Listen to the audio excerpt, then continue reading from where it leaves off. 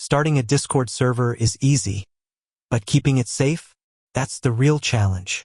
If you're getting spammed, bot, or just want to protect your community, setting up server verification is the first step to building a secure and welcoming space. Before we jump into the steps, don't forget to like this video and hit the subscribe button so you never miss helpful Discord tutorials like this one. Alright, let's get into it. Let's say you just created a server for your gaming group, study club, or content community. Everything's looking good. Channels are organized, roles are assigned, but suddenly, random bots or trolls start joining. That's where Discord's verification levels come in. To enable it, open your Discord server and make sure you have the right permissions. You'll need to be the server owner or have admin rights.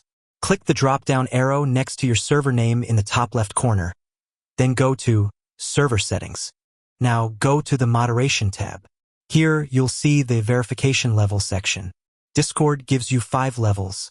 None, anyone can chat immediately. Low, users must have a verified email on their Discord account.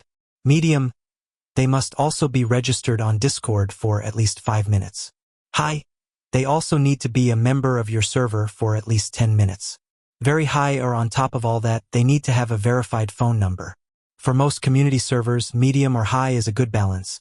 Bots can't just flood your channels, and real people won't be blocked for no reason. After you pick the level you want, just click Save Changes. Now let's take it a step further and talk about role-based verification, which adds an extra layer of control. A common method is to create a verified role and only allow verified users to see or send messages in key channels. Here's how to set it up. Create a new role named Verified. Make sure your channels are set so only this role can view or type in them.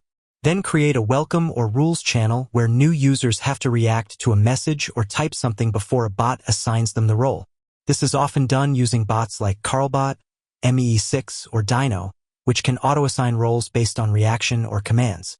And just like that, you've added a serious security filter to your server.